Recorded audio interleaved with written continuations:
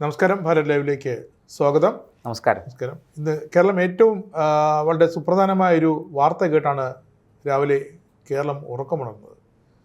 മുൻ മുഖ്യമന്ത്രിയും പ്രതിപക്ഷ നേതാവുമായ പിണറായി വിജയൻ്റെ വീട്ടിലടക്കം, കണ്ണൂരിലെയും തിരുവനന്തപുരത്തെയും വസതികളിലടക്കം CMRLൻ്റെ ഓഫീസിലും അതിൻ്റെ MDയുടെ വസതിയിലുമൊക്കെ ഒരേ സമയം 12 ഇടങ്ങളിലാണ് EDയുടെ റെയ്ഡ് ഇപ്പോൾ തുടരുന്നത്.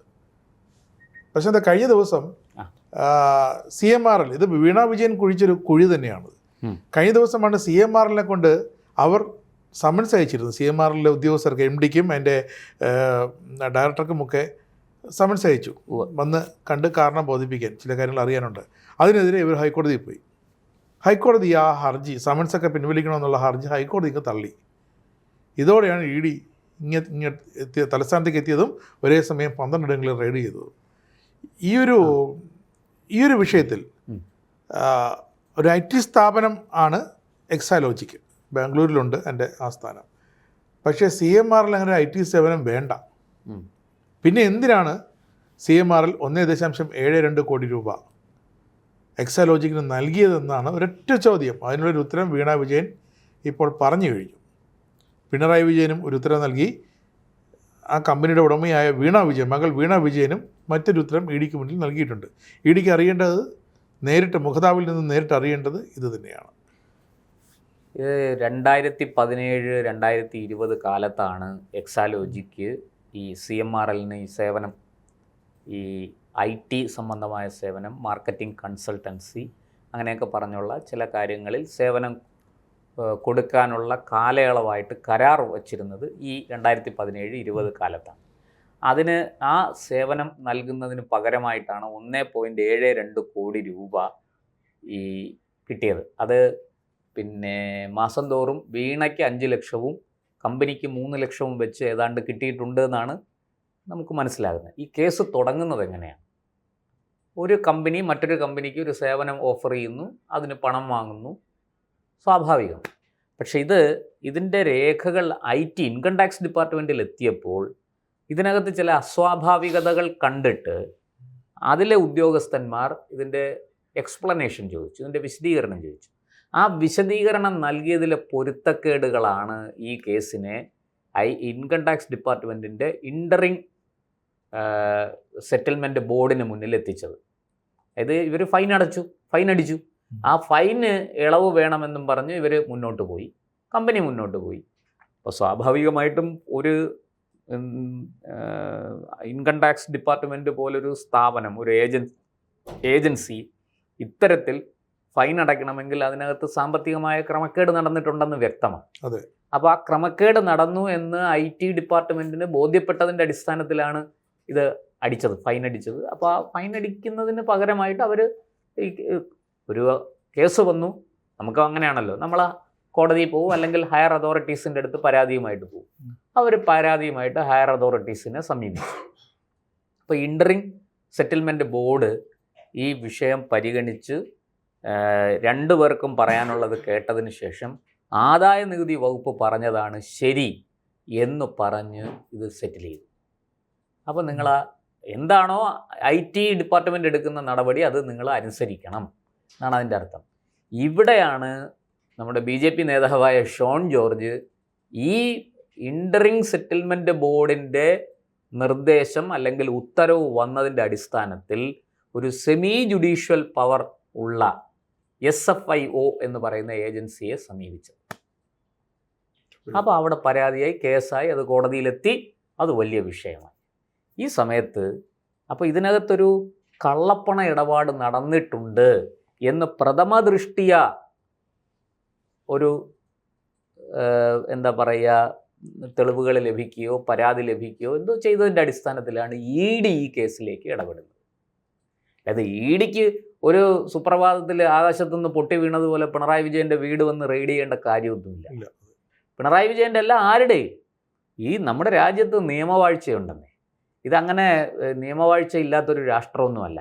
നരേന്ദ്രമോദി ഭരിക്കുന്നത് കൊണ്ട് ഇത് ഈദി അമീൻ്റെ നാടൊന്നുമല്ല. ED റെയ്ഡ് ചെയ്തവരെല്ലാം അകത്ത് പോയിട്ടുള്ള ചരിത്രമേ ഉള്ളൂ, കെജ്രിവാൾ അടക്കം. അപ്പോൾ ED പരിശോധനയ്ക്ക് വന്നു, ED കേസ് ചാർജ് ചെയ്തു, അതിൻ്റെ അന്വേഷണം മുന്നോട്ട് പോയപ്പോൾ ഇവർ അതിനുമെതിരെ കോടതിയെ സമീപിച്ചു. കേരള ഹൈക്കോടതിയിൽ ഒരു കേസ് രാജേഷ് ജി പറഞ്ഞതുപോലെ ഈ EDയുടെ അന്വേഷണമൊന്നും ആവശ്യമില്ല, ഞങ്ങൾക്ക് സമൻസ് അയക്കേണ്ട കാര്യമില്ല, ഇതൊക്കെ പിൻവലിപ്പിക്കണം, കേസ് അവസാനിപ്പിക്കണമെന്ന് പറഞ്ഞ് CMRLൻ്റെ MD ശശിധരൻ കർത്തയും കൂട്ടരും കോടതിയെ സമീപിച്ചു. അത് കോടതിയെ സമീപിക്കാനുള്ള സ്വാതന്ത്ര്യം അവർക്കുണ്ട്, അവകാശം അവർക്കുണ്ട്, അവരത് ചെയ്തു. അവിടെ കോടതി വിശദമായിട്ട് വാദം കേട്ടിട്ട് പറഞ്ഞു അങ്ങനെയല്ല, പ്രഥമ ദൃഷ്ടിയ കഴമ്പുണ്ട്, ഇത് EDക്ക് അന്വേഷണം തുടരാം. കാരണം അപ്പുറത്ത് SFIOയിൽ അന്വേഷണം തുടരാമെന്നൊരു കോടതി പറഞ്ഞതിൻ്റെ തീർച്ചയായിട്ടും അതേ തെളിവുകൾ തന്നെ ഇവിടെയും ബാധകമല്ലേ. ഒരു കോടതി സ്വീകരിച്ച തെളിവ് മറ്റൊരു കോടതി തള്ളിക്കളയില്ല. തെളിവ് തന്നെയാണ്. അപ്പോൾ അതിൻ്റെ അടിസ്ഥാനത്തിൽ കോടതി പറഞ്ഞു അന്വേഷണം നടക്കട്ടെ, നമുക്ക് കേസ് വരുമ്പോൾ ബാക്കി നമുക്ക് നോക്കാം, അന്വേഷണം നടക്കട്ടെ. അങ്ങനെയാണ് EDക്ക് അന്വേഷണം തുടരാനുള്ള അനുമതി കഴിഞ്ഞ ദിവസം ലഭിച്ചത്. നമ്മൾ കഴിഞ്ഞ ദിവസം തന്നെ നമ്മളിത് സംബന്ധിച്ച് ചർച്ച ചെയ്തപ്പോൾ, ഭാരത് ലൈവ് ചർച്ച ചെയ്തപ്പോൾ നമ്മൾ പറഞ്ഞതാണ് ഏത് നിമിഷവും ED എത്താം എന്ന് നമ്മൾ പറഞ്ഞതാണ്. ചർച്ചയ്ക്കുള്ളിൽ നമ്മൾ പറഞ്ഞു, നമ്മൾ തമ്പിട്ടതിനകത്തും അത് പറഞ്ഞു. പി ജയരാജൻ മാഷ് കേൾക്കണ്ട, കാരണം അദ്ദേഹം ഇപ്പോൾ തന്നെ പറയുന്നത് ഇത് BJPയും CPM BJPയും കോൺഗ്രസും തമ്മിലുള്ള ഒരു ഒത്തുകളിയാണ്. VD സതീശൻ ഡൽഹിയിൽ ചെന്ന് ഇന്ന് ആഭ്യന്തരമന്ത്രിയെ കണ്ടിട്ടുണ്ട്, ഇന്ന് കണ്ടുകൊണ്ടിരിക്കുക. അപ്പോൾ ആ കണ്ടതിന്റെ ഒരു വെടിക്കെട്ട് സാമ്പിളാണ് ജയരാജൻ പറഞ്ഞത്. അല്ല, അദ്ദേഹം ഈ പ്രശാന്തി പറഞ്ഞ അദ്ദേഹം കേൾക്കണ്ട, ഈ പ്രശാന്തിന്റെ പേര് അദ്ദേഹം പറയും. അല്ല, പറഞ്ഞോട്ടെ. പി ജയരാജൻ പറഞ്ഞത് ശുദ്ധ വിവരക്കേടാണ്. കാരണം എന്താണെന്ന് ഞാൻ പറയാം. പിന്നെ ഇനി VD സതീശൻ ഡൽഹി പോയി പ്രധാനമന്ത്രിയെ കണ്ട്, അമിത്ഷായെ കണ്ട്, മറ്റ് നേതാക്കളെയൊക്കെ കണ്ട് സ്ക്രൂ ചെയ്ത് ഇത് നാളെ തന്നെ പിണറായിയെ EDയെ കൊണ്ട് റെയ്ഡ് ചെയ്യിക്കണം കേട്ടോ. അപ്പോൾ പിണറായിയുടെ വീട്ടിൽ മാത്രമല്ല റെയ്ഡ് നടക്കുന്നത്. സത്യം പറഞ്ഞാൽ 12 സ്ഥാപനങ്ങളിൽ റെയ്ഡ് നടപ്പുണ്ട്. 13ാമതൊരു സ്ഥലത്തുകൂടെ ED കയറാനുണ്ട്, അത് കയറിയിട്ടില്ല. അതേതാണെന്ന് ഞാൻ പറയാം, വരട്ടെ. അതിനു മുമ്പ് വിശദീകരിക്കേണ്ട ചില കാര്യങ്ങളുണ്ട്. ഈ സതീശൻ പറഞ്ഞതുപോലെ അനുസരിച്ചാണ് കേന്ദ്രത്തിൽ നിന്ന് നടപടി വന്നതെങ്കിൽ സത്യത്തിൽ ഈ ശശിധരൻ കർത്ത മാസപ്പടി കൊടുത്ത ഒരു ലിസ്റ്റുണ്ട് അല്ലേ? അതിനകത്ത് കോൺഗ്രസിൽ നിന്ന് രമേശ് ചെന്നിത്തലയുടെ പേര് മാത്രമല്ല ഉള്ളത്, മുസ്ലിം ലീഗിൻ്റെ PK കുഞ്ഞാലിക്കുട്ടിയുടെ പേരുണ്ട്, മറ്റെല്ലാ രാഷ്ട്രീയ പാർട്ടികളുടെയും നേതാക്കളുടെ പേരുകളുണ്ട്, ചില പത്രസ്ഥാപനങ്ങളുടെ പേരുണ്ട്, ചില യൂട്യൂബർമാരുടെ പേരുണ്ട്. ഇതെല്ലാം ഇതിനകത്ത് വളരെ കൃത്യമായിട്ട് ആ ലിസ്റ്റ് ഇപ്പോൾ എനിക്ക് തോന്നുന്നു പബ്ലിക് ഡൊമൈനിൽ ആ ലിസ്റ്റ് പൂർണ്ണമായിട്ടും വന്നിട്ടില്ല. പക്ഷെ വന്നിടത്തോളം നമുക്ക് കിട്ടുന്ന വിവരങ്ങളനുസരിച്ച് ഇതെല്ലാം ഉണ്ട്. ഈ PV മാത്രമല്ല RC മാത്രമല്ല OC മാത്രമല്ല PK കുഞ്ഞാലിക്കുട്ടിയുണ്ട്, അങ്ങനെ പലരുമുണ്ട്. ഈ ശശിധരൻ കർത്ത പണ്ടേ ഒരു ദാനശീലനാണെന്ന് എനിക്കറിയാം. ഒരു 2005 അന്ന് CMRL സജീവമാണ്. കരിമണൽ വിഷയം കത്തി നിൽക്കുന്ന സമയം, അന്ന് UDF സർക്കാരാണ്. ആ സമയത്തൊക്കെ UDFന്റെ അവസാന നാളുകൾ, ആ സമയത്ത് കരിമണൽ, അപ്പോൾ അദ്ദേഹം ചില ഇന്റർവ്യൂ ഇന്ന് PR ചെയ്യുന്നത് പോലെ അന്ന് ചില വ്യക്തികൾ അദ്ദേഹത്തെ കൊണ്ടുവരുന്നു. അങ്ങനെ ഞാൻ ജോലി ചെയ്യുന്ന ചാനലിൽ അദ്ദേഹം ഒരു ഇന്റർവ്യൂവിന് വന്നു. അതെല്ലാം കഴിഞ്ഞു പോയപ്പോൾ ആ ഇൻ്റർവ്യൂ ചെയ്ത ലേഖകൻ എൻ്റെ ഒപ്പമുള്ള കക്ഷിയാണ്. ആ ഇൻ്റർവ്യൂ ചെയ്യുന്ന ഒരു പ്രത്യേക ഒരു ടീമാണ് അവർ കൊണ്ടുവരുന്നത്, പ്രത്യേക ആൾക്കാരാണ് ഇൻ്റർവ്യൂ ചെയ്യുന്നത്. അദ്ദേഹത്തിൻ്റെ ഒരു എറിക്സൺ, അന്നത്തെ എറിക്സൻ്റെ 15,000 രൂപ വിലയുള്ള അന്നത്തെ എറിക്സൻ്റെ ഒരു മൊബൈൽ ഫോൺ, അന്ന് ഈ ടച്ച് പാഡൊന്നും ഇല്ലല്ലോ, കീപാഡാണ് അത്. അപ്പോൾ ആ മൊബൈൽ വെച്ചപ്പോൾ എനിക്ക് കർത്ത തന്നതാണ്. അതെ, ഒരു ഇൻ്റർവ്യൂ എടുക്കുമ്പോൾ അന്ന് കൊടുക്കുന്നത് അങ്ങനെ കർത്തയുടെ കയ്യിൽ നിന്നും പാരിതോഷികം ഏറ്റുവാങ്ങാത്ത മാധ്യമപ്രവർത്തകർ ഉൾപ്പെടെ ചുരുക്കം കൈ നീട്ടി വാങ്ങിയിട്ടുണ്ട്. വാങ്ങിയിട്ടില്ല. അത് ഭാരത് ലൈവിന് അന്തസ്സോടുകൂടി പറയാൻ കഴിയും. ഭാരത് ലൈവിലെ ജോലി ചെയ്യുന്ന മാധ്യമപ്രവർത്തകർ ഒരു ആനുകൂല്യവും ഒരു പാരിതോഷികവും വാങ്ങിയിട്ടില്ല. ഇരിക്കട്ടെ, ഞാൻ പറഞ്ഞു വന്നത്, അപ്പോൾ ശശിധരൻ കർത്ത ഉൾപ്പെടെയുള്ള ഈ ആൾക്കാരുടെ വീടുകൾ, വസതികൾ, ഓഫീസുകളൊക്കെ റെയ്ഡ് ചെയ്യണം എന്ന് സതീശൻ്റെ സ്ക്രൂ ആണെങ്കിൽ തീർച്ചയായിട്ടും അതിവിടെ നടക്കില്ല. കാരണം കുഞ്ഞാലിക്കുട്ടി കൂടി ഈ ലിസ്റ്റിനകത്ത് പേരല്ല. VD സതീശൻ അത്ര മണ്ടനൊന്നുമില്ല, ഡൽഹിക്ക് പോകും. അതെ, ഞാൻ ഡൽഹിക്ക് ചെല്ലുമ്പോൾ അവിടെ നിന്ന് ഇങ്ങോട്ട് അല്ലല്ലോ. അല്ല, അത് മാത്രമല്ല, നോക്കൂ, മുസ്ലിം ലീഗിന് പരിക്കേൽക്കുന്ന ഒരു നടപടി അദ്ദേഹം ചെയ്യത്തില്ല. അപ്പോൾ സ്വാഭാവികം ആയിട്ടും അദ്ദേഹം അല്ല ഇതിന്ന് മനസ്സിലാക്കാൻ, ഇതിൻ്റെ പുറകിൽ എന്ന് മനസ്സിലാക്കാൻ അരിയാഹാരം കഴിക്കുന്ന ആർക്കും പറ്റും. തീർച്ചയായും. അപ്പോൾ അതുകൊണ്ട് ആ ആരോപണമൊന്നും, അല്ലെങ്കിൽ പി ജയരാജൻ്റെ ആ ഗുണ്ടൊന്നും പൊട്ടില്ല. ഇനി ഇപ്പോൾ പറയുന്ന മറ്റൊരു വിഷയം, ഞാൻ പറഞ്ഞല്ലോ 12 സ്ഥാപനമല്ല 13ാമതൊരു സ്ഥാപനം. വളരെ ലളിതമല്ലേ? ഒന്ന് ആലോചിച്ച് നോക്കൂ രാജേഷ് ജി. എക്സാലോജിക്കിൻ്റെ ഇതിൽ വീണ കൊടുത്തിരിക്കുന്ന അഡ്രസ്സ് ആരുടെ അഡ്രസ്സാണ്? പിണറായി വിജയൻ്റെ കണ്ണൂരുള്ള വീട്ടിലെ അഡ്രസ്സോ അല്ലെങ്കിൽ വേറെ ഏതെങ്കിലും ഒരു അഡ്രസ്സാണോ കൊടുത്തിരിക്കുന്നത്? AKG സെൻറ്ററിൻ്റെ അഡ്രസ്സാണ് കൊടുത്തിരിക്കുന്നത്. അതെ. അപ്പോൾ AKG സെൻറ്ററിൽ ED കയറേണ്ടതല്ലേ? തീർച്ചയായിട്ടും. സത്യത്തിൽ എന്തുകൊണ്ട് AKG സെൻറ്ററിൽ ED കയറുന്നില്ല എന്നൊരു ചോദ്യമുണ്ട്. അതിന് EDയും കേന്ദ്ര സർക്കാർ ഉത്തരം പറയേണ്ടതാണ്. കംപ്ലീറ്റ് ആയത്. അതും കൂടി വാസ്തവത്തിൽ 13ാമത് റെയ്ഡ് നടക്കേണ്ട ഒരു സ്ഥലം AKG സെൻറ്ററാണ്. കാരണം AKG സെൻറ്ററിൻ്റെ അഡ്രസ്സാണ് വീണ കൊടുത്തിരിക്കുന്നത്. വീണ തൈക്കണ്ടിയുടെ കണ്ണൂരിലെ വീട്ടിൻ്റെ അഡ്രസ്സ് അല്ല കൊടുത്തിരിക്കുന്നത്. അതെ. എന്നാൽ പിണറായി വിജയനോട് ഫ്ലാറ്റും ഇല്ല. അദ്ദേഹത്തിന് ഇപ്പോൾ ഫ്ലാറ്റ് കൊടുക്കാന്ന് പറഞ്ഞിട്ടും വേണ്ട, ഞാൻ പോയി സ്വകാര്യമായി പ്രൈവറ്റ് താമസിച്ചോളാം. അത് ഞാൻ പറയുന്ന അവിടെ പിണറായി വിജയന് ഫ്ലാറ്റ് ഉണ്ടെങ്കിൽ പോലും വീണയ്ക്ക് എന്ത് കാര്യം AKG സെന്ററിന്റെ അഡ്രസ്സ് കൊടുക്കാൻ? വീണയും AKG സെന്ററും വീണയും CPIM-ഉമായിട്ട് എന്താ ബന്ധം? നമ്മുടെ രാജ്യം രാഹുൽ ഗാന്ധി കുടുംബം തന്നെയാണെന്ന് രാഹുൽ ഗാന്ധിക്ക് കുറച്ച് വിശ്വാസം ഉണ്ടെങ്കിൽ ചിലപ്പോൾ Keralam communist party of India Marxist Veena തായ്ക്കണ്ടിയുടെ കുടുംബ സ്വത്തല്ല. അങ്ങനെ ആയിരിക്കും കരുതുന്നത്. അതുകൊണ്ടാണ് അച്ഛന്റെ സ്വത്ത് മക്കൾക്ക് അവകാശപ്പെട്ടതല്ലേ. അതുകൊണ്ടാണ് ഈ പറഞ്ഞതുപോലെ ഈ ഇന്ററിംഗ് സെറ്റിൽമെന്റ് ബോർഡ് ഒരു ഉത്തരവ് കൊടുത്തല്ലോ. അതിനകത്ത് ഇത് ഈ 1.72 കോടി രൂപ കോഴപ്പണമാണ്. ഇത് ഈ പറഞ്ഞതുപോലെ ഉദ്ദിഷ്ട കാര്യത്തിന് ഉപകാരസ്മരണ എന്നുള്ള നിലയ്ക്ക് കൊടുക്കുന്ന പണമാണ് എന്ന് ആദായ നികുതി വകുപ്പ് ആരോപിച്ചപ്പോൾ അതിനെ ഇന്ററിംഗ് സെറ്റിൽമെന്റ് ബോർഡ് അംഗീകരിക്കുകയും ആദായ നികുതി വകുപ്പിൻ്റെ കണ്ടെത്തൽ ശരിവെക്കുകയും ചെയ്തു. അന്ന് മാത്രമല്ല, അതിനകത്ത് അവരൊരു കാര്യം കൂടി പറയുന്നുണ്ട്. ഈ IT വകുപ്പ് കൊടുത്തിരിക്കുന്ന അവരുടെ ഈ ചാർജ് ഷീറ്റ് എന്ന് പറയാമോ എന്നെനിക്കറിയില്ല. പക്ഷെ അവർ സമർപ്പിച്ചിരിക്കുന്ന രേഖകളിൽ പറയുന്നത് ഏതോ ഉന്നത സ്ഥാനത്തിരിക്കുന്ന ഒരു വ്യക്തിയുടെ അടുത്ത ബന്ധുവായതുകൊണ്ടാണ് ഈ പരിഗണന കിട്ടിയത്, ഈ പണം കിട്ടിയത്. അതെ. അപ്പോൾ അഴിമതി നടന്ന, അതായത് എങ്ങനെ വീണ തായ്ക്കണ്ടിയും ഈ കേസിൽ പിണറായി വിജയനുമായിട്ട് എങ്ങനെ ബന്ധപ്പെടുന്നു? അച്ഛൻ മകൾ എന്നുള്ള ബന്ധം മാത്രമല്ല പിണറായി വിജയൻ താമസിക്കുന്ന വീട് റെയ്ഡ് ചെയ്തതിൻ്റെ കാരണവും ആ ഒറ്റ വരിയിലുണ്ട്. അല്ലാതെ ED ഒരു ദിവസം രാവിലെ EDക്ക് നേരം വെളുത്തപ്പോൾ പ്രാന്തളകി വന്നതൊന്നുമല്ല. അതുപോലെ തന്നെ ഈ വീണ വിജയൻ്റെ കമ്പനിയിലേക്ക് 1.72 കോടി രൂപ അത് അപ്പോൾ അയച്ചപ്പോഴാണ് കിട്ടിയത്, പിടുത്തം വീണത്. അതല്ലാന്നുണ്ടെങ്കിൽ മറ്റു തുകയൊക്കെ വന്നിട്ടുണ്ട്. ഈ തുക വീണ വിജയനല്ല. ഈ തുക സ്വീകരിക്കുന്ന ഈ ഉന്നതനായ വ്യക്തിക്ക് ഇങ്ങനെ പുറത്തുനിന്ന് പാരിതോഷികം സ്വീകരിക്കാനുള്ള വകുപ്പുമില്ല. അത് ആ വ്യക്തിക്ക് നേരിട്ട് കൊടുക്കാൻ സാധിക്കില്ല. അതുകൊണ്ടാണ് ബന്ധുവഴി. അപ്പൊ മാത്രമല്ല, ഈ ശശിധരൻ കർത്തയ്ക്ക് ചില കരാറുകൾ കിട്ടിയതിന്റെ കാരണം അതാണല്ലോ. ഈ ശശിധരൻ കർത്തയും CMRL-ഉം വെറുതെ ഈ പണം കൊടുത്തതല്ല.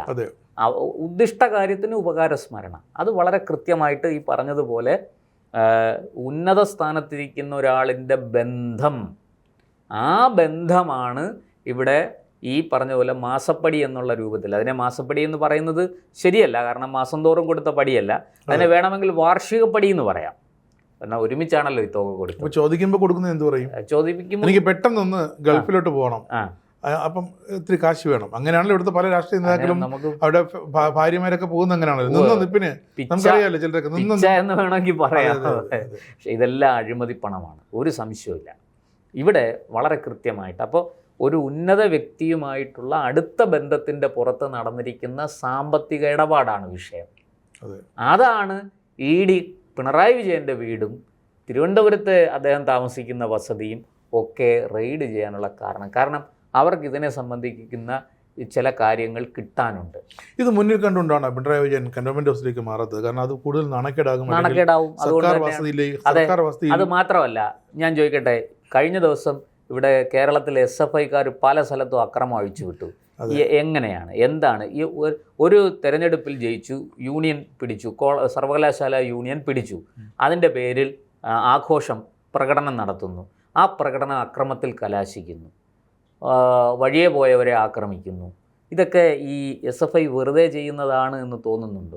എന്നിട്ട് പോലീസിനെ പോലീസ് അടിച്ചു. പോലീസ് മേധാവി, സിറ്റി പോലീസ് കമ്മീഷണറോ DIG-യോ ക്രമസമാധാന പാലന ചുമതല ADGP-യോ സംസ്ഥാന DGP-യോ ഒന്നും മാറിയിട്ടില്ല. എല്ലാവരും പഴയ LDF സർക്കാർ വെച്ച അതേ ആൾക്കാർ തന്നെയാണ്. Thiruvananthapuram city police commissioner Karthik IPS ആണ്. ഒരു മാറ്റവുമില്ല. അപ്പോൾ പിന്നെ സർക്കാർ വെച്ചിട്ട് പോയ ആള് തന്നെ. ഇവരെന്താ പറയുന്നത്, ഇതെന്റെ ഗർഭമല്ലെന്ന്. ഇപ്പോൾ ഓർക്കേണ്ടത് വി ഡി സതീശൻ സർക്കാരായിട്ട് ഒരാഴ്ച ആയിട്ടുള്ളൂ. അവരെ ഒരു മാറ്റവും വരുത്തിയിട്ടില്ല. ഇതെന്റെ ഗർഭമല്ല എന്ത് പറഞ്ഞു, ഇതെന്റെ ഗർഭമല്ല, ഇത് ഞങ്ങളുടെ ഗർഭമല്ല. ഇതിൽ നിന്ന് ഒരു കാര്യം വ്യക്തമാണ്, പിണറായി വിജയനും കൂട്ടർക്കും അറിയാമായിരുന്നു, നേരത്തെ അറിയാമായിരുന്നു EDയുടെ റെയ്ഡ് സമീപ ദിവസങ്ങളിൽ തന്നെ നടക്കും. എങ്ങനെ? ഹൈക്കോടതിയുടെ വിധി വന്നാൽ ഉടൻ. അപ്പോൾ ഹൈക്കോടതിയുടെ വിധി വരുന്നു, 24 മണിക്കൂറിനകത്ത് റെയ്ഡ് നടക്കുന്നു. ഇത് വളരെ കൃത്യമായിട്ട് ഇവർക്ക് അറിയാമായിരുന്നു. അതുകൊണ്ട് തന്നെയാണ് SFI എന്ന വിദ്യാർത്ഥി സംഘടനയെ കയറൂരി വിട്ട് തിരുവനന്തപുരം നഗരത്തെ, തലസ്ഥാന നഗരത്തെ കുരുതിക്കളമാക്കാൻ ശ്രമിച്ചത്. അതുകൊണ്ട് തന്നെയാണ് SFIയിൽ അപ്പം വിരലെണ്ണാണെങ്കിലും കുട്ടികളുണ്ടെന്ന് മനസ്സിലായില്ലേ? ചില വാർത്തകളിട്ട് ചിരി കോട്ടയത്ത് ആളില്ലാത്തത് കൊണ്ട് പ്രകടനം മാറ്റി വെച്ചു. മലപ്പുറത്ത് നടന്നു കേട്ടോ, മലപ്പുറത്ത് നടന്നു. പിന്നെ കോഴിക്കോടൊക്കെ നടന്നു എന്നാണ് ഞാൻ മനസ്സിലാക്കുന്നത്. അല്ല, അതവിടെ നിൽക്കട്ടെ, SFI അല്ല നമ്മുടെ വിഷയം. അപ്പോൾ ഇത് വളരെ ആസൂത്രിതമായിട്ട് ഇപ്പോൾ നോക്കൂ, ഇവിടെ ഇപ്പോൾ പിണറായി വിജയൻ പറയുന്നത്, CPM പറയുന്നത് പിണറായിയെ വേട്ടയാടാൻ ഞങ്ങൾ അനുവദിക്കില്ല എന്നാണ്. പണ്ട് ഇതുപോലൊരു വേട്ടയാടൽ നടന്നു. ഒരാളെ വ്യാജ ഏറ്റുമുട്ടൽ കേസിൽ പ്രതിയാക്കി അറസ്റ്റ് ചെയ്ത് ജയിലിലടച്ചു CBI. 2006 ജൂൺ 25-നോ ജൂലൈ 25-നോ ആണ്. അന്ന് ഗുജറാത്തിൻ്റെ ആഭ്യന്തരമന്ത്രിയായിരുന്ന അമിത്ഷായെ ഷൊറാബുദ്ദീൻ ഷെയ്ഖ് വ്യാജ ഏറ്റുമുട്ടൽ കേസിൽ അറസ്റ്റ് ചെയ്ത്. സൊറാബുദ്ദീൻ ഷെയ്ഖ് തന്നെ ഒരു ക്രിമിനലാണ്. CBI അന്വേഷിച്ച് അന്ന് കേന്ദ്രം ഭരിക്കുന്നത് കോൺഗ്രസ് ആണ്, പിന്തുണയ്ക്കുന്നത് CPIM ആണ്. ഇടതുപക്ഷം മൊത്തത്തിൽ പിന്തുണയ്ക്കുകയാണ്. അന്ന് ഇവരുടെ സർക്കാർ CBIയെ ഉപയോഗിച്ച് അമിത്ഷായെ വേട്ടയാടി എന്ന് BJP ആരോപിച്ചിരുന്നു. അങ്ങനെ അമിത്ഷായെ അറസ്റ്റ് ചെയ്ത് ജയിലിലിട്ടു. അദ്ദേഹം 3 മാസം ജയിലിൽ കിടന്നു, റിമാൻഡിലായിരുന്നു. സബർമതി സെൻട്രൽ ജയിലിലാണ് കിടന്നത്. ഞാൻ ഈ 2 കേസുകളെ തമ്മിലൊന്ന് താരതമ്യം ചെയ്യുന്നതാണ്. അത് കഴിഞ്ഞ് 2006 ഒക്ടോബറിൽ അദ്ദേഹത്തിന് ബെയിൽ കിട്ടുന്നു. അതായത് നമ്മുടെ ഗുജറാത്ത് ഹൈക്കോടതി ബെയിൽ കൊടുക്കുന്നു, ജാമ്യം കൊടുക്കുന്നു. പക്ഷേ ഒരു കണ്ടീഷനുണ്ട്. എന്താ? ഗുജറാത്തിൽ കയറി പോകരുത്. അദ്ദേഹം എത്രയോ കാലം ഏതാണ്ട് കേസ് തീരുന്നത് വരെ അദ്ദേഹം മഹാരാഷ്ട്രയിലാണ് താമസിച്ചത്. അല്ലേ? അന്ന് BJP ഇതിനെ വേട്ടയാടൽ അല്ലെങ്കിൽ ഈ പറയുന്നത് പോലെ വിദ്യാർത്ഥി യൂണിയനെയും മറ്റു സംഘപരിവാർ വിചാരിച്ചാൽ ഇന്ത്യ മുഴുവനും സ്തംഭിപ്പിക്കാം. അന്ന് ഈ വേട്ടയാടൽ എന്ന വാക്ക് ഉത്ഭവിച്ചിട്ടില്ല. പിന്നീട് നമ്മുടെ AK സെന്ററിൽ നിന്നാണ് ആ വാക്ക് ഉണ്ടായത്. ബേബി സഖാവാണ് എൻ്റെ ഉപജ്ഞാത. അല്ല, അന്ന് ഞാൻ പറഞ്ഞു വന്നത്, ഈ BJP അന്ന് പറഞ്ഞത് ഞങ്ങൾ കേസിനെ നിയമപരമായി നേരിടും, രാഷ്ട്രീയമായിട്ട് നേരിടും എന്നല്ല പറഞ്ഞത്. BJP അന്ന് പറഞ്ഞത് കേസ് വരട്ടെ, നിയമത്തിൻ്റെ വഴിക്ക് പോകും, ഞങ്ങളതിനെ നിയമപരമായി നേരിട്ടോളാം, ഒരു സംശയമില്ല. അന്ന് നരേന്ദ്രമോദി മുഖ്യമന്ത്രിയാണ് ഗുജറാത്തിന്റെ. നരേന്ദ്രമോദി എന്ന് പറഞ്ഞ മറുപടി അദ്ദേഹത്തിന്റെ മന്ത്രിസഭയിലെ ഒരു ആഭ്യന്തര മന്ത്രിയെ പിടിച്ച് അകത്തിട്ടിരിക്കുകയാണ് CBI. അപ്പോൾ സ്വാഭാവികമായിട്ടും അദ്ദേഹത്തിന് രാജിവെക്കേണ്ടി വന്നു. അങ്ങനത്തെ ഒരുപാട് ഞാൻ ഇപ്പോഴും ഓർക്കുന്നുണ്ട്. അമിത്ഷായെ അറസ്റ്റ് ചെയ്ത് കൊണ്ടുപോകുന്ന ദൃശ്യങ്ങളൊക്കെ. 2 കൊല്ലവും ED കേരളത്തിലേക്ക് കാലെടുത്ത് വെക്കാത്തതിന്റെ കാരണം ഇപ്പൊ മനസ്സിലായി കാണുമല്ലോ. ഇവിടെ ഭരണത്തിലിരുന്നത് CPM ആണ്, LDF ആണ്. അല്ല, അത് മാത്രമല്ല, അതിലേക്ക് ഞാൻ വരാം. അന്ന് ഞാൻ പറഞ്ഞു വന്നത് പൂർത്തിയാക്കിക്കോട്ടെ. ഈ അമിത്ഷായുടെ കേസിൽ BJP, അമിത്ഷായും മോദിയൊക്കെ പറഞ്ഞത് ഞങ്ങൾ നിയമപരമായിട്ട് നേരിടും. അവർ നിയമത്തിൻ്റെ മാർഗത്തിൽ പോയി നിയമപരമായിട്ട് നേരിട്ടു. കേസ് CBI തോറ്റുപോയി. ഇത് വ്യാജ ഏറ്റുമുട്ടലല്ല, കൃത്യമായ എൻകൗണ്ടർ ആയിരുന്നു. CBI അടക്കമുള്ള ദേശീയ ഏജൻസിയിൽ എങ്ങനെ BJPയുടെ അല്ലെങ്കിൽ സംഘപരിവാറിന്റെ ഉപവകുപ്പുകളാണെന്ന് പറയും. ഇന്ന് P. ജയരാജൻ പറഞ്ഞാണ് ഇവരെല്ലാം ED അടക്കം സംഘപരിവാറിന്റെ, BJPയുടെ അല്ല. P. ജയരാജന് കൃത്യമായിട്ടും സംഘപരിവാറിനോടും CBIയോടും ഒരേ നയമാണ്. കാരണം ഈ നിലവിൽ എത്ര കേസിലാണ് ജയരാജൻ പ്രതിയേർക്കപ്പെട്ടിരിക്കുന്നത്? CBI അന്വേഷണം നേരിടുന്ന എത്ര കേസുകളുണ്ട് ജയരാജനെതിരെ? നമുക്കറിയാവുന്നല്ലേ. സ്വാഭാവികമല്ലേ, ജയരാജൻ CBIയെ എന്തായാലും പൂവിട്ട് തൊഴാനൊന്നും പോകുന്നില്ല, പരമാവധി ചെളിവാരി എറിയും. ഇപ്പോൾ രാജ്യത്തൊരു അന്വേഷണ ഏജൻസി CBI വന്നപ്പോൾ നമ്മൾ കണ്ടതാണല്ലോ. ജയരാജൻ പേര് മാറ്റി ഭയരാജനാക്കി ആംബുലൻസിൽ കയറി കിടന്ന് നിലവിളിച്ചത് കേരളം മുഴുവനും കണ്ടതാണല്ലോ. ഇന്ന് പൊട്ടിച്ചിരിക്കുകയാണ്. കാരണം എന്താണെന്ന് വെച്ചാൽ തൻ്റെ ചിരകാല വൈരിക്ക് കിട്ടിയ 1-ാം തരം പണി. അപ്പോൾ അത് പരമാവധി എരിയുന്ന തീയിലേക്ക് എണ്ണ ഒഴിക്കാനാണ് P. ജയരാജൻ്റെ നേതൃത്വത്തിൽ പിണറായിയുടെ കണ്ണൂരെ വീട്ടിന് മുന്നിൽ വലിയ പ്രകടനവും കോലാഹലവും ഒക്കെ കാണിക്കുന്നത്. എൻ്റെ 2ാമത്തെ പുസ്തകം ഇറങ്ങുന്നതിന് മുമ്പ് ഭഗവാനെ അതെ. രാഷ്ട്രീയത്തിൽ എപ്പോഴും അങ്ങനെയാണ്, ഒന്നും കൂടെ ചേർന്ന രണ്ടല്ല. പിന്നെ ഒരു കാര്യം കൂടെ, അപ്പോൾ ഇത്രയും പറഞ്ഞല്ലോ, പ്രശാന്ത് ഇനി കെജ്രിവാൾ വേറൊരു കാര്യം അല്ല കെജ്രിവാളിൻ്റെയും കൂടെ ഒന്ന് വിശദീകരിച്ചോട്ടെ. കെജ്രിവാളിൻ്റെത് വാസ്തവത്തിൽ ഒരു അഴിമതി ആരോപണം വരുന്നു. ആ അഴിമതി ആരോപണം ചെറിയ ആരോപണമൊന്നുമല്ല, അല്ല മദ്യവർജന സമിതിയുടെയൊക്കെ നേതാവാണ്. എന്നിട്ട് മദ്യനയത്തിൽ വലിയ ക്രമക്കേട് കാണിച്ചു. അതിൽ വലിയ, അതായത് 100 കോടി രൂപയുടെ അഴിമതി നടന്നു എന്നാണ് പറയുന്നത്. അപ്പോൾ ആ കേസിൽ പ്രഥമ ദൃഷ്ടിയ കഴമ്പുണ്ട് എന്ന് കണ്ടിട്ടാണ് ഇവർ അന്വേഷണമായിട്ട് CBI മുന്നോട്ട് പോയത്. അങ്ങനെ മുന്നോട്ട് പോയി വളരെ കൃത്യമായിട്ട് കെജ്രിവാളിനെതിരെ പ്രാഥമിക തെളിവുകൾ ലഭിച്ചതിൻ്റെ അടിസ്ഥാനത്തിലാണ് അറസ്റ്റ് ചെയ്ത് കെജ്രിവാളിനെ ജയിലിലിട്ടു, റിമാൻഡ് ചെയ്തു. കെജ്രിവാൾ സുപ്രീം കോടതി വരെ പോയി. ഈ സുപ്രീം കോടതി വരെ സ്വാധീനിക്കാൻ BJPക്കും EDക്കും ഒക്കെ പറ്റുമോ? ഞാൻ ചോദിക്കണം. നമ്മുടെ രാജ്യത്ത് ഈ എത്രയോ കേസുകളിൽ കേന്ദ്ര സർക്കാരിന് തിരിച്ചടി കിട്ടുന്നു, സുപ്രീം കോടതി കേന്ദ്ര സർക്കാരിനെ ഉടുത്തു വിടുന്നു. അപ്പോൾ ഈ അങ്ങനെ ചുമ്മാ കണ്ണുടച്ച് പറയാൻ കഴിയില്ല. പക്ഷേ സുപ്രീം കോടതി കാണിച്ച മാന്യത 2024 ജൂൺ 4 വരെ കെജ്രിവാളിന് ഇടക്കാല ജാമ്യം കൊടുത്തു. അത് ഇലക്ഷൻ പ്രചരണത്തിൽ അങ്ങനെ കൊടുക്കാത്തതാണ്. എന്നിട്ടും കെജ്രിവാൾ സ്റ്റാർ ക്യാമ്പയിനറായി ഇന്ത്യ മുന്നണി 8 നില പൊട്ടിച്ച് കൈ എന്നിട്ട് തിരിച്ച് ജയിലിലേക്ക് പോയി. അപ്പോൾ ഇതൊക്കെ അന്ന് ഉയർന്ന മറ്റൊരു ആരോപണം, ഈ കെജ്രിവാളിനെ അറസ്റ്റ് ചെയ്യാൻ ധൈര്യം കാണിച്ച അല്ലെങ്കിൽ തയ്യാറായ കേന്ദ്ര സർക്കാർ എന്തുകൊണ്ട് പിണറായി വിജയനെ ഉപദ്രവിക്കാതെ വിടുന്നു? അതാണ് ഞാൻ നേരത്തെ പറയാൻ വന്നത്. അപ്പോൾ നമുക്ക് കൃത്യമായിട്ട് കെജ്രിവാളിൽ നിന്ന് അങ്ങോട്ട് വരാം. വളരെ കൃത്യമായിട്ട് ഇപ്പോൾ ഈ പിണറായി വിജയൻ്റെ വീട്ടിൻ്റെ മുന്നിൽ നടക്കുന്ന ഈ കോലാഹലങ്ങൾ നമ്മൾ വേറൊരിടത്ത് കണ്ടു. ഇലക്ഷന് തൊട്ട് മുമ്പ് ബംഗാളിൽ, കൊൽക്കത്തയിൽ നമ്മൾ കണ്ടു അല്ലേ? ഐപാക്കിൻ്റെ ഓഫീസ്, അതായത് തൃണമൂലിൻ്റെ പ്രചാരണ പ്രവർത്തനങ്ങൾ കൈകാര്യം ചെയ്യുന്ന ഐപാക്കിൻ്റെ ഓഫീസ് റെയ്ഡ് ചെയ്യാൻ വന്ന EDയെ എങ്ങനെയാണ് മമതയും കൂട്ടരും കൈകാര്യം ചെയ്യുന്നതെന്ന് മമതയ്ക്ക് അറിയാമായിരുന്നു. ഐപാക്കിൻ്റെ ഏത് സിസ്റ്റത്തിൽ ഏത് ഫയൽ ഇരിപ്പുണ്ട്, അല്ലെങ്കിൽ ഏത് ഹാർഡ് ഡിസ്കാണ് ഉള്ളത്, ഏതാണ് എടുത്തുകൊണ്ട് ഓടേണ്ടത്, മമത കൃത്യമായിട്ട് എടുത്തുകൊണ്ട് ഓടുകയും ചെയ്തു. ഇപ്പോഴും സത്യത്തിൽ പിണറായി വിജയൻ ഭരണത്തിലിരുന്നെങ്കിൽ ഈ സമയത്ത് ഈ പറഞ്ഞതുപോലെ ED വരുമ്പോൾ അവിടെ പിണറായി വിജയനും മമത ചെയ്തതൊക്കെ തന്നെ ചെയ്യും. EDയെ നേരിട്ട് വന്ന് മുഖ്യമന്ത്രി തടയും, ഒപ്പം ചീഫ് സെക്രട്ടറി കാണും, ഒപ്പം പോലീസ് കമ്മീഷണർ കാണും. എന്നിട്ട് അവിടുന്ന് ഫയലുകൾ ബലമായിട്ട് പിടിച്ചെടുത്ത് ഒരു മുഖ്യമന്ത്രിയെ EDക്ക് തൊടാൻ കഴിയില്ല. കാരണം ഭരണഘടനാ പദവിയാണ്. EDക്ക് അവിടെ ED നിസ്സഹായരാണ്. അപ്പോൾ ബംഗാളിൽ സംഭവിച്ചത് അത് തന്നെയാണ്. മമതയെ ഈ പറയുന്നത് പോലെ ഐപാക്കിൻ്റെ ഉടമസ്ഥനെ പൊക്കാം, ഐപാക്കിൻ്റെ ഉടമസ്ഥൻ്റെ വസതി റെയ്ഡ് ചെയ്യാം, ഒക്കെ ചെയ്യാം. അയാളുടെ കയ്യിലിരിക്കുന്നതൊക്കെ പിടിച്ചെടുക്കാം EDക്ക്. പക്ഷേ മമതാ ബാനർജി എന്ത് ചെയ്യും? മുഖ്യമന്ത്രിയാണ്. മുഖ്യമന്ത്രിക്ക് പ്രത്യേക പ്രൊട്ടക്ഷൻ ഉണ്ട്, ഭരണഘടനാ പദവിയാണ്. അപ്പോൾ അതുകൊണ്ട് അവിടെ ED നിസ്സഹായരായിപ്പോയി. ED ഉദ്യോഗസ്ഥരെ സംസ്ഥാന പോലീസുകാർ പിടിച്ചു വയ്ക്കുന്ന ബലമായി ഫിസിക്കലി പിടിച്ചു വെച്ചിട്ടാണ് അവരെ മുന്നിൽ നിന്ന് മമത ഇതെല്ലാം ഹാർഡ് ഡിസ്ക് എല്ലാം എടുത്തോണ്ട് പോയത്. അപ്പോൾ അത് സുപ്രീം കോടതി വളരെ രൂക്ഷമായ വിമർശനമാണ് നടത്തിയത്. മമതയ്ക്കെതിരെ വളരെ ചാട്ടുള്ളി പ്രയോഗങ്ങളാണ് സുപ്രീം കോടതി നടത്തിയത്. ഇവിടെ കേന്ദ്രസേന പുറത്ത് കാവൽ നിൽപ്പുണ്ട് പിണറായി വിജയന്റെ വീടിന് മുമ്പിൽ. അവിടെയും ഉള്ള പ്രശ്നം, അവിടെ കേന്ദ്രസേനയൊക്കെ വന്നാൽ പോലും ഒരു മുഖ്യമന്ത്രിയല്ലേ. ഇവിടെ ഇപ്പോൾ മുഖ്യമന്ത്രിയല്ല, ക്യാബിനറ്റ് പവറൊക്കെ കയ്യിലിരിക്കും. അത് EDക്ക് ബാധകമല്ല. മുഖ്യമന്ത്രി എന്ന പദവിയിൽ ഒരു കേരളത്തിലെ രാജ്യസഭ MP അതെ അടുക്കള വഴി ഒന്ന് കയറാൻ നോക്കി.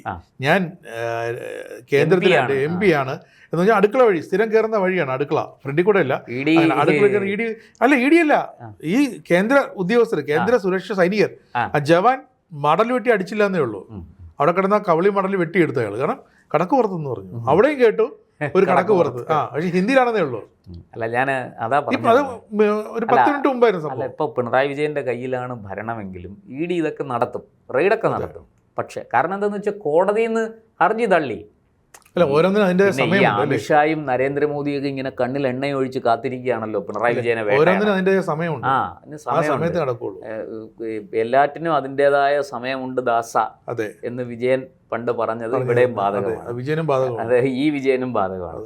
അതായത് കോടതിയിൽ നിന്ന് ആ ഹർജി തള്ളി, കോടതി പറഞ്ഞ് EDക്ക് അന്വേഷണം തുടരാം. അനുമതി കിട്ടിയോടുകൂടി ED ടപ്പേന്ന്. എന്തുകൊണ്ട് ED ഇന്ന് രാവിലെ തന്നെ വന്നു? കാരണം ഇന്ന് രാവിലെ ഒരു 11 മണിയായി കഴിഞ്ഞാൽ അവധിയായിരിക്കും. അല്ലല്ല 11 മണിയായി കഴിഞ്ഞാൽ ഇവർ സുപ്രീം കോടതിയിൽ പോകും, ഹർജി ചെല്ലും. എന്താ പിന്നെ ഇത് സ്റ്റേ ചെയ്യണമെന്നും പറഞ്ഞ്. ബക്രീദിന് കേരളത്തിൽ മാത്രമേ അവധിയുള്ളൂ 2 ദിവസം, ബാക്കി എല്ലായിടത്തും ഫുൾ വർക്കിംഗ് ആണ്. ഫുൾ വർക്കിംഗ് ആണോ അല്ലയോ എന്നുള്ളതല്ല, ഇവർ കോടതി പോകും എന്ന് ഇ ഡിക്ക് നന്നായിട്ട് അറിയാം. അതുകൊണ്ടാണ് ഇ ഡിക്ക് ഈ പിന്നെ വീണ തായ്ക്കണ്ടിയുടെ കൈവശം ഇരിക്കുന്ന എന്തോ ഒരു രേഖ കിട്ടാനുണ്ട്. അതിനു വേണ്ടിയിട്ടാണ് ഇ ഡി ഈ റെയ്ഡ് നടത്തിയിരിക്കുന്നത്. ആ രേഖ വളരെ സമർത്ഥമായിട്ട് ഇവരെവിടെയോ ഒളിപ്പിച്ചിരിക്കുന്നു. ഇവരുടെ കയ്യിൽ അതുണ്ട് എന്ന് ഇ ഡിക്ക് നല്ല ബോധ്യമുണ്ട്, അതുണ്ടെന്നുള്ളതിന് തെളിവുമുണ്ട്. പക്ഷെ ആ സാധനം കിട്ടണം. അത് വളരെ സമർത്ഥമായിട്ട് ഒന്ന് ആലോചിച്ച് നോക്കൂ. വീണ തായ്ക്കണ്ടിയുടെ അച്ഛൻ്റെ വീട് മാത്രമല്ല റെയ്ഡ് ചെയ്തത്, ഭർത്താവിൻ്റെ വീട് റെയ്ഡ് ചെയ്തിട്ടുണ്ട്. അതെ, മരുമകൻ്റെ അവിടെയും പോലീസ്. മുഹമ്മദ് റിയാസിൻ്റെ വീടും ഇ ഡി കയറിയിട്ടുണ്ട്, അതും റെയ്ഡ് ചെയ്തുകൊണ്ടിരിക്കുകയാണ്. ഞാൻ മനസ്സിലാക്കുന്നത് ശരിയാണെങ്കിൽ തീർച്ചയായിട്ടും വീണയുമായിട്ട് വളരെ അടുത്ത് ബന്ധമുള്ള ഒരാളിൻ്റെ മറ്റൊരു റിലേറ്റീവ്, ആ റിലേറ്റീവ് എൻ്റെ വീട്ടിൽ ഈ സാധനങ്ങൾ കൊണ്ട് ഒളിപ്പിച്ചതായിട്ടൊരു സൂചനയുണ്ട്, ഈ രേഖകൾ. അപ്പോൾ ഇ ഡിക്ക് അത് കിട്ടുന്നത് വരെ ഇ ഡി ഇങ്ങനെ തുടരെ ഇങ്ങനെ ചെയിൻ റിയാക്ഷനാണ്. 1-ൽ നിന്ന് 2, 2-ൽ നിന്ന് 4 അങ്ങനെ പോവും. അത് ഇ ഡി കൃത്യമായിട്ട് അത് പിടിച്ചെടുക്കും, ഒരു സംശയവും വേണ്ട. അത് ഈ ഞാൻ വിചാരിക്കുന്നത് ഈ CMRLുമായി ബന്ധപ്പെട്ട് ശശിധരൻ കർത്തയുമായി ബന്ധപ്പെട്ട് കിട്ടിയിരിക്കുന്ന 1.72 കോടി രൂപ മാത്രമല്ല, മറ്റെന്തൊക്കെയോ വളരെ ഗുരുതരമായ ഒരു പക്ഷേ നമ്മുടെ രാജ്യസുരക്ഷയെ വരെ ബാധിക്കുന്ന ചില കാര്യങ്ങൾ വേറെ ചിലത്, ഞാൻ പറഞ്ഞ ഈ കേസുമായിട്ട് ബന്ധപ്പെട്ടാണ് എന്ന് പറയാൻ കഴിയില്ല, പക്ഷെ വേറെ ചില കേസുമായി ബന്ധപ്പെട്ട് സംഭവിച്ചിട്ടുണ്ടോ എന്നൊരു സംശയമുണ്ട്. അത്തരത്തിൽ ചില സൂചനകൾ വരുന്നുണ്ട്. ഇല്ലെങ്കിൽ എന്തിനാണ് ഈ രേഖകൾ ഇങ്ങനെ? നിസ്സാരം 1.72 കോടി രൂപ വലിയ തുകയൊന്നുമല്ല ഒരു കമ്പനിയെ സംബന്ധിച്ചിടത്തോളം. ശരിയാണ്, ഞങ്ങൾ അവിടെ ഒരു തെറ്റ് സംഭവിച്ചു, അത് നമുക്ക് കേസിൻ്റെ വഴിക്ക് നടക്കട്ടെ. പക്ഷെ അതിനൊക്കെ അപ്പുറത്ത് ഒളിക്കാനുള്ള മറ്റെന്തോ ചിലത് ഇവിടെ ഉണ്ട്. അതല്ലേ CPM ഇത്രയും അതിരൂക്ഷമായിട്ട് ഇങ്ങനെ ഇ ഡിയെ ചീത്ത പറഞ്ഞുകൊണ്ട്, മോദിയെ ചീത്ത പറഞ്ഞുകൊണ്ട്, ഇ ഡിയെ ചീത്ത പറഞ്ഞുകൊണ്ട് പ്രതിരോധിക്കാൻ രംഗത്ത് വന്നിരിക്കുന്നത്. അതുപോലെ തന്നെ എന്തുകൊണ്ട് AKG centre E D raid ചെയ്യുന്നില്ല എന്നൊരു ചോദ്യം കൂടി ഉണ്ട് എനിക്ക്. കാരണം AKG സെൻറ്ററിൻ്റെ അഡ്രസ്സ് വീണ പലയിടത്തും ഉപയോഗിച്ചിട്ടുണ്ട്. ഇതൊക്കെ വാർത്തകൾ പുറത്തു വന്നാണ്. നമ്മൾ വെറുതെ ഇരുന്ന് ഉണ്ടാക്കുന്ന ആകാശത്തുനിന്ന്. സംസ്ഥാന കമ്മിറ്റി അടിയന്തരമായി ചേർന്നിട്ട്, വ്യക്തിയല്ലല്ലോ പ്രസ്ഥാനമല്ലേ വലുത്, സംസ്ഥാന കമ്മിറ്റി ഇപ്പം അടിയന്തരമായി ചേരുന്നൊരു വാർത്ത കേട്ടു, ശരിയാണെന്നറിയില്ല. അങ്ങനെയാണെങ്കിൽ അല്ല, അവർ ചേർന്നിട്ട് അല്ല അപലപിക്കാനല്ല, പ്രതിപക്ഷ നേതാവിനെ അദ്ദേഹത്തിന് ഒന്ന് റിലാക്സ് ചെയ്തു. അദ്ദേഹത്തിന് ഇപ്പം കേസുമായിട്ട് ഇങ്ങനെ ഓടി കിടക്കേണ്ടി വരും. അദ്ദേഹത്തെ ഒന്ന് റിലാക്സ് ചെയ്യാൻ വിട്ടിട്ട് മാറ്റി വേറൊരാളെ ബാലഗോപാലിനെ ആരെങ്കിലും അതാണ് ശരിക്കും പ്രതിപക്ഷ പാർട്ടിയാണെങ്കിൽ ചെയ്യേണ്ടതാണ്. അടുത്ത ആളിനെ കണ്ടെത്തുക. എന്തായാലും ഈ റെയ്ഡ് ഇ ഡിയുടെ റെയ്ഡ് വെറുതെ അല്ല, വളരെ കൃത്യമായ അതിന് കാരണങ്ങളുണ്ട്. ഇനി എന്തൊക്കെ ക്യാപ്സൂളുകളുമായിട്ട് CPM രംഗത്ത് വന്നാലും ശരി, ഇപ്പോൾ തലങ്ങും വിലങ്ങും ക്യാപ്സൂളുമായിട്ട് ഇറങ്ങിയിട്ടുണ്ട്. പഴയ ദേശാഭിമാനിക്കാർ, പിന്നെ കൈരളിക്കാർ ഒക്കെ ഇറങ്ങിയിട്ടുണ്ട്. ഒരു ക്യാപ്സൂളും വിജയിക്കാൻ പോകുന്നില്ല. എല്ലാം VD സതീശൻ നെഞ്ചത്തോട്ടാണ്. എല്ലാം VD സതീശൻ. അതെ, ഇതിനകത്ത് VD സതീശന് യാതൊരു പങ്കുമില്ല എന്നുള്ളതാണ് സത്യം. അങ്ങനെ VD സതീശൻ പറഞ്ഞാൽ കേൾക്കുന്നവരല്ല ഇപ്പോൾ. ഒന്നാമതേ അവര് കോൺഗ്രസ് മുക്ത ഭാരതത്തിന് വേണ്ടി പരിശ്രമിച്ചു. സത്യത്തിൽ പിണറായി വിജയൻ മുഖ്യമന്ത്രിയായിരുന്നപ്പോൾ ഇ ഡി വരാതിരുന്നതിന്റെ കാരണം പോലും അതാണ് എന്ന് സംശയിക്കുന്ന ഒരുപാട് ആൾക്കാരുണ്ട്. പി ജയരാജൻ പറഞ്ഞെന്തുവാ, ഇവിടുന്ന് CPM ഉന്മൂലനം ചെയ്യുകയാണ് BJPയുടെ ലക്ഷ്യം. അല്ല, അത് എന്തിനാണ് BJPയുടെ ലക്ഷ്യം? BJPയോ കോൺഗ്രസോ ഒന്നും വിചാരിക്കേണ്ട, CPM തന്നെ CPMനെ ഉന്മൂലനം ചെയ്യാനുള്ള കാര്യങ്ങളെല്ലാം ചെയ്തുകൊണ്ടിരിക്കുകയാണ്. പ്രത്യേകിച്ചും നിങ്ങളുടെ ഏറ്റവും വേണ്ടപ്പെട്ട മുതിർന്ന സഖാവ് ശ്രീ പിണറായി വിജയന്റെ നക്സലുകളെ അമിത്ഷാ ഒരു തീയതി പറഞ്ഞിരുന്നു, കൃത്യം 2026 ജൂണിന് മുമ്പ് നക്സലുകളെ ഒതുക്കി, മാർച്ച് 30 മുമ്പ് ഒതുക്കി പൂർണ്ണമായിട്ടും ഇന്ത്യയിലെ നക്സൽ. ഇനിയുള്ളത് അർബൻ നക്സലുകളാണ് അല്ലേ? അർബൻ നക്സലുകളെ ആസ്ഥാനത്തൊക്കെ റെയ്ഡ് നടന്നു. അമിത്ഷാ ഇനി അതുമെല്ലാം പറഞ്ഞ് അമിത്ഷായുടെ നാക്കെടുത്ത് വളച്ചു കഴിഞ്ഞാലുണ്ടല്ലോ, കാത്തിരുന്ന് കാണാം, അത് കൃത്യമായിട്ട് നടക്കുകയും ചെയ്യും. എന്തായാലും ശരി, ഈ റെയ്ഡ് വെറുതെ അല്ല, അതെ, തുടക്കം മാത്രമാണ്. ഇതൊരു തുടക്കം മാത്രമാണ്. റെയ്ഡ് ഒരു തുടക്കം മാത്രമാണ്. ഒരുപാട് രഹസ്യങ്ങൾ ഒളിഞ്ഞിരിപ്പുണ്ട്, പലതും പുറത്തു വരാനുണ്ട്. അതുപോലെ തന്നെ കേരളത്തിൽ ഇതിൻ്റെ ഭാഗമായിട്ട് പിണറായി വിജയനെയും കുടുംബത്തെയും രക്ഷിക്കാൻ വേണ്ടിയിട്ട് കേരളത്തെ കുരുതിക്കളമാക്കാൻ, കേരളത്തിൽ സംഘർഷങ്ങൾ സൃഷ്ടിക്കാൻ, പുഴകൾ ഒഴുക്കാൻ CPM മടിക്കില്ല എന്നൊരു കാര്യം കൂടി ഈ സംഭവങ്ങൾ തെളിയിക്കുന്നു. ഇത് കഴിയുമ്പോൾ ഒരു പ്രസ്താവന വരും, ഇത് റെയ്ഡൊന്നും ആയിരുന്നില്ല, ചില കാര്യങ്ങൾ ചോദിക്കാൻ വേണ്ടി ഒരു വന്നതാണ്. അതായത് ഈ ചോദിച്ചറിയുക എന്നുള്ളൊരു, ഈ ചില ജ്യോതിഷികളെടുത്ത് നമ്മൾ പറയുന്നൊരു വാക്കുണ്ടല്ലോ, ചോദിച്ചറിയുക. അവർ നമ്മുടെ നാളൊക്കെ നോക്കി മറ്റൊരാളുടെ, അതുകൊണ്ടാണല്ലോ കേന്ദ്രസേനയും കൊണ്ടുവന്നത്. അതെ, ചോദിച്ചറിയാൻ വേണ്ടിയിട്ടാണ് കേന്ദ്രസേനയും കൊണ്ടുവന്നത്. അരിയാഹാരം കഴിക്കുന്ന എല്ലാവരും വിശ്വസിച്ചു. നല്ല നമസ്കാരം.